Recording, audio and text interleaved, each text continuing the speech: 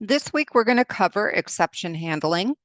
And exception handling is a pretty standardized way of handling errors that you anticipate and also handling runtime errors that you do not anticipate.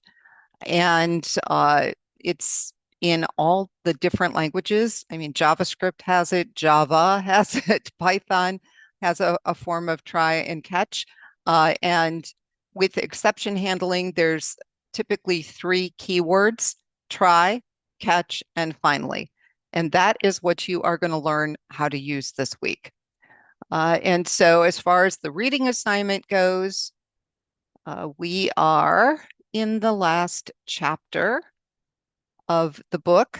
So you're going to go through chapter 10. Here is a video on that chapter, and all of the coding examples that are in it are also covered in the video.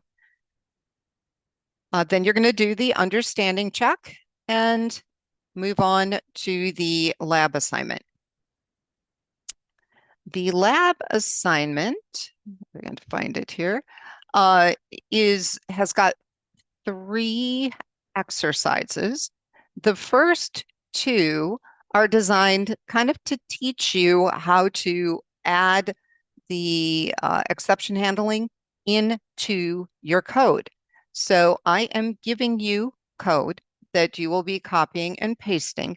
And I don't want you to change my code. What I want you to do is add the exception handling to it. Okay, and so there are instructions on how to do that. And then I have also given you a screenshot of the modified program with the exception handling in it. Okay, so when you're done, yours should look like this example. And then for exercise 2, it is similar. You're going to copy and paste the code, and then you're going to be adding exception handling. Okay, and these are the instructions for what you need to do. And then here is the completed code. And then I've also got some runtime examples because obviously when you add something like this, you have to test it. And so this is what it should look like when you are testing. Exercise 3 has two parts. And so this is more on your own. And some of the earlier programs that we created, we are going to be adding exception handling to.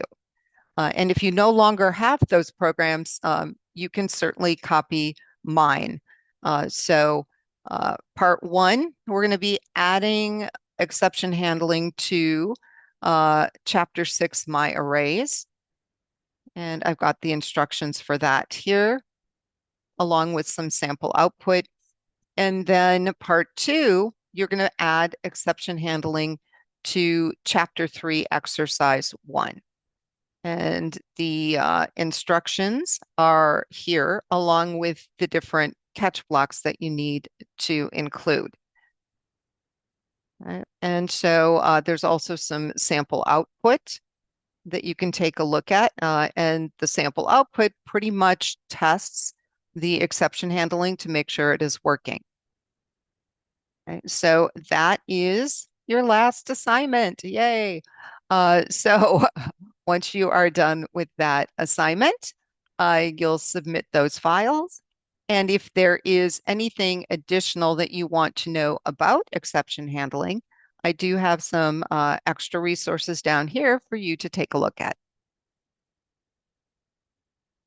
And if you do run into any problems, if your code is not working properly, especially in exercise 3, don't hesitate to reach out because I'm here to help you.